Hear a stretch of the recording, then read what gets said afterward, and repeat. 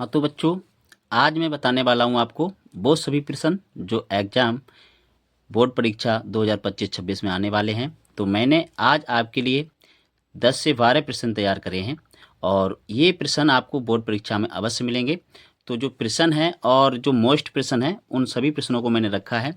जैसे कि बच्चों यहाँ पे जो पहला चैप्टर है रासायनिक अपक्रिया एवं समीकरण, ठीक है, ये मेन चैप्टर है रासायनिक अपक्रिया एवं समीकरण। यहाँ से हर साल आपको कम से कम 4 प्रश्न मिलते ही मिलते हैं। तो आपके लिए मैंने जो प्रश्न रखे हैं सभी महत्वपूर्ण प्रश्न हैं, इन सभी को आप अच्छे से तैयार करिए। जैसे कि बच्चों पहला प्रश्न दिया गया यहाँ पे, परमाणु विस्फोट परिवर्तन का उदाहरण है। देखिए, परमाणु विस्फोट जब होता है तो वहाँ पे कुछ शेष बचता है क्या, है ना। देखिए, परिवर्तन दो प्रकार के पढ़े होंगे आपने साइंस में, जो रासायनिक विज्ञान है उसमें। जैसे एक तो पढ़ा होगा भौतिक परिवर्तन और दूसरा पढ़ा होगा रासायनिक परिवर्तन, ठीक है। रासायनिक परिवर्तन क्या होता है और भौतिक परिवर्तन क्या होता है। भौतिक परिवर्तन वो होता है जिसको एक अवस्था, मतलब जो परिवर्तन हुआ उसको पुनः उसी अवस्था में लाया जा सकता है। जैसे अगर दूध से दही बन जाता है, समझ रहे हो, तो दही से आप दूध नहीं बना सकते, ठीक है। तो ऐसे परिवर्तन रासायनिक परिवर्तन कहलाते हैं और जिसे पुनः उसी अवस्था में लाया जा सकता है मूल अवस्था से, तो वो आपके भौतिक परिवर्तन कहलाते हैं। जैसे कि जल से बर्फ बनना और बर्फ से जल बनना, ठीक है, ये बन जाएगा। देखिए, बर्फ से जल भी बन जाएगा और जल से बर्फ बन जाएगा, ठीक है। तो ऐसे भौतिक परिवर्तन होते हैं। तो ये परमाणु विस्फोट है, ठीक है। जब परमाणु विस्फोट हो जाएगा तो उसको पुनः उसी अवस्था में परमाणु नहीं बनाया जा सकता, तो इसलिए यहाँ पे हो जाएगा करेक्ट रासायनिक अपक्रिया, ठीक है। उसके बाद में है जल का जमना परिवर्तन का उदाहरण है। अभी मैंने बताया था आपको जल का जमना किस प्रकार का उदाहरण है, ठीक है। जल का जमना होता है आपका भौतिक परिवर्तन। Next question number 3, C+O2 CO2 निम्न में अपक्रिया का उदाहरण है।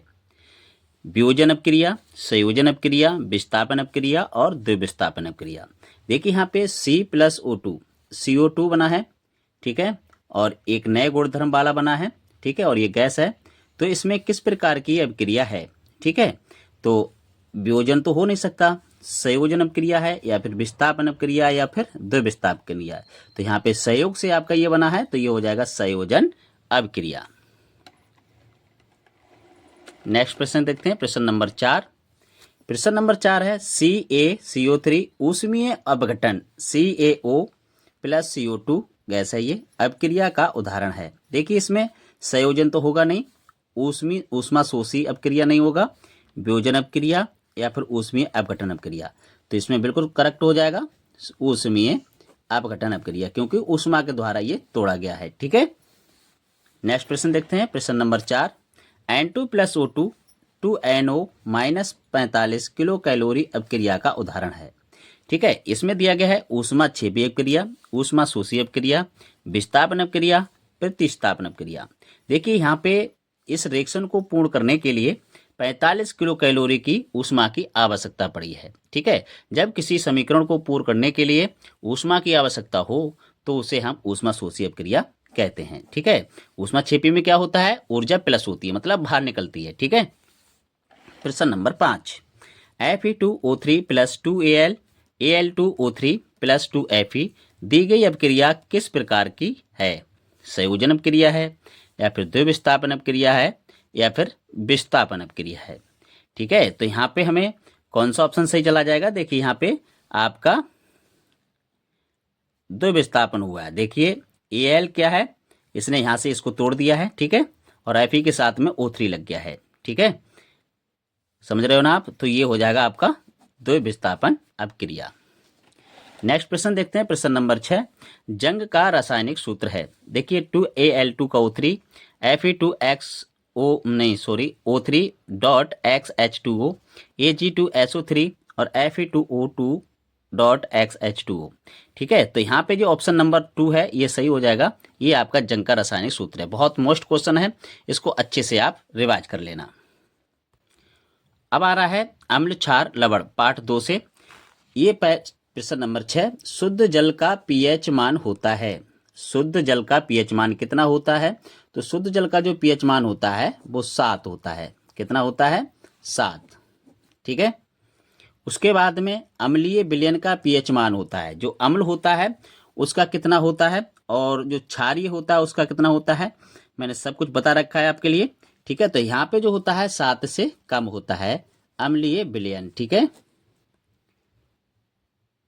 उसके बाद है धावन सोडा का रासायनिक सूत्र।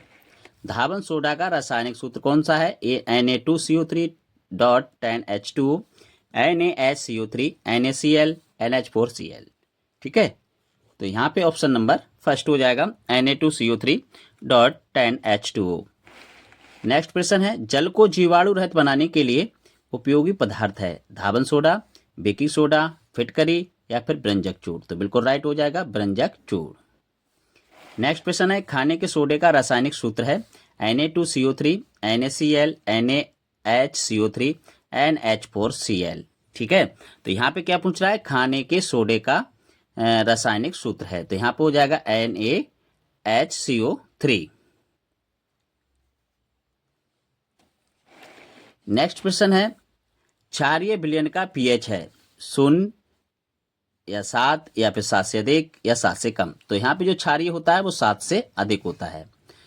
निम्नलिखित में अम्लीय लवण कौन सा है? इसमें पहचानना है कि अम्लीय लवण कौन सा है।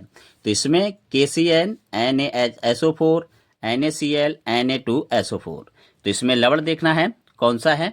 ठीक है, इसमें लगा देंगे Na2SO4। ठीक है, ये आपका एक लवण है। ठीक है, तो इस प्रकार से मैंने बच्चों आपके लिए 12 प्रश्न कराए। अगर वीडियो अच्छा लगा हो तो वीडियो को लाइक करना और शेयर करना ज़्यादा ज़्यादा, जिससे कि और भी बच्चों को ये वीडियो मिल पाए और वो अच्छे नंबर ला पाए। ठीक है।